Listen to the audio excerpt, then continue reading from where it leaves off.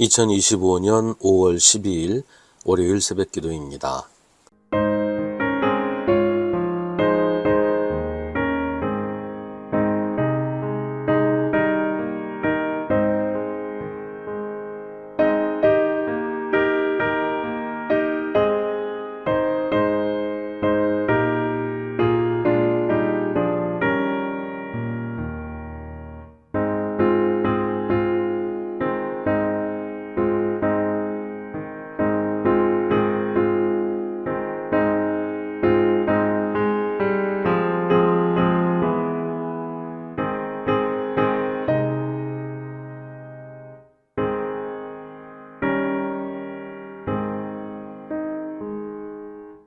디모데전서 1장 12절부터 20절입니다.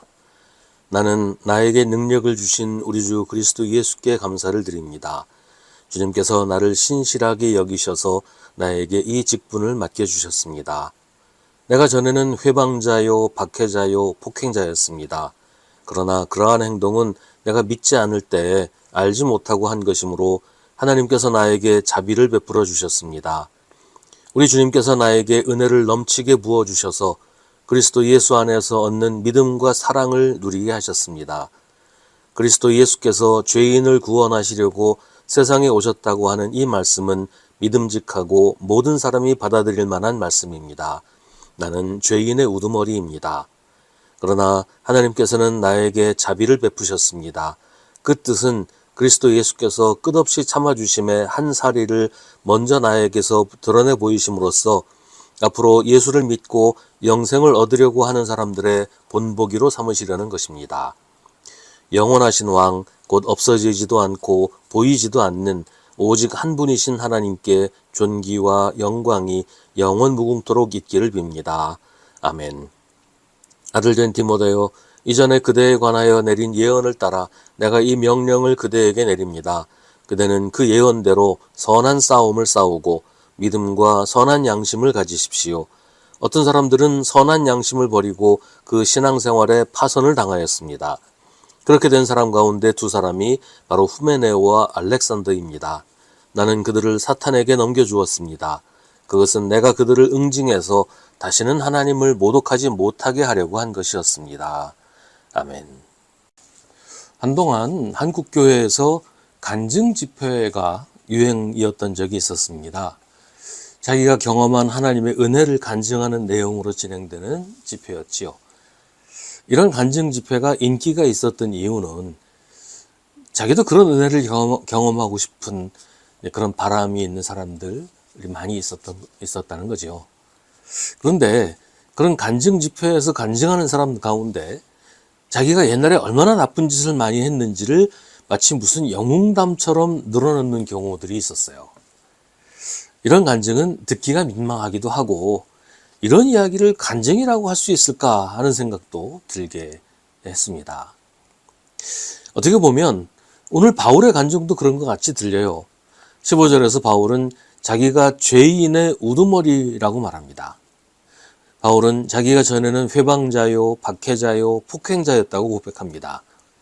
예수 그리스도를 반대하고 예수 믿는 사람들을 박해했으니까 그렇다는 거예요.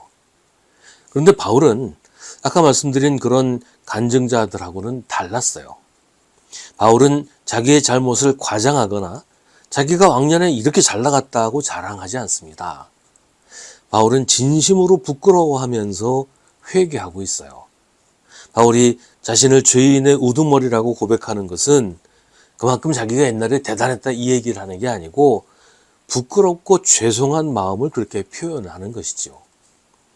바울이 이렇게 자기의 과거를 고백하는 이유는 그 모든 죄보다 더 크신 하나님의 자비를 말하기 위해서입니다.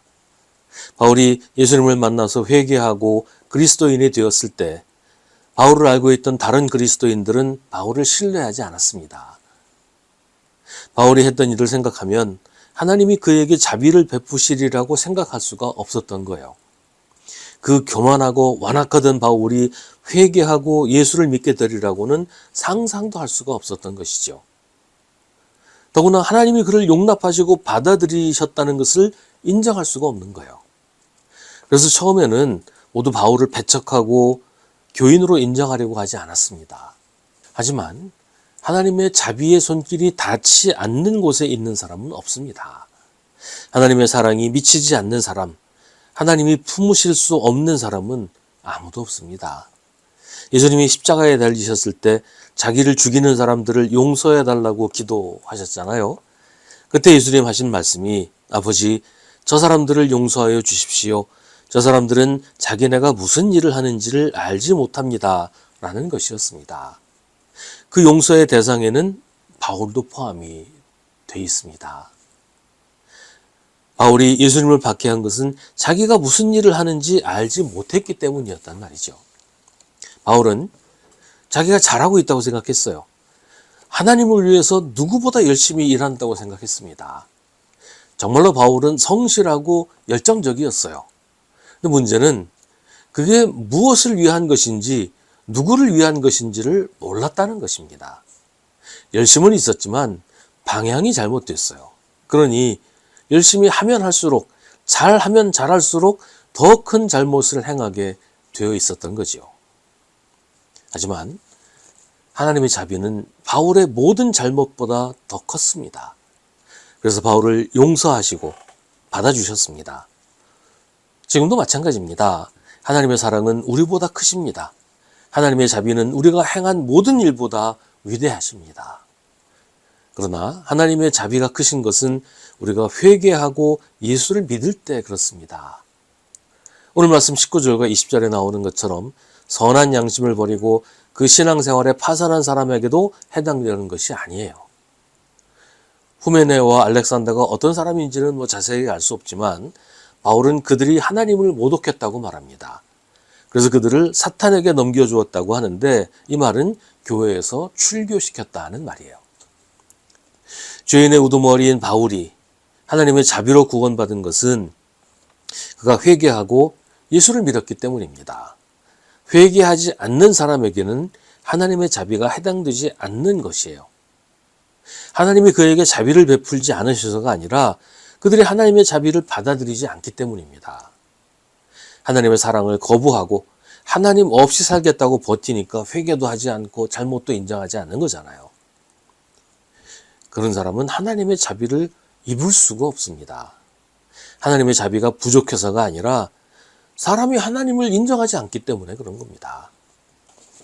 우리도 바울의 권면을 따라 선한 싸움을 싸우고 믿음과 선한 양심을 가져야 합니다.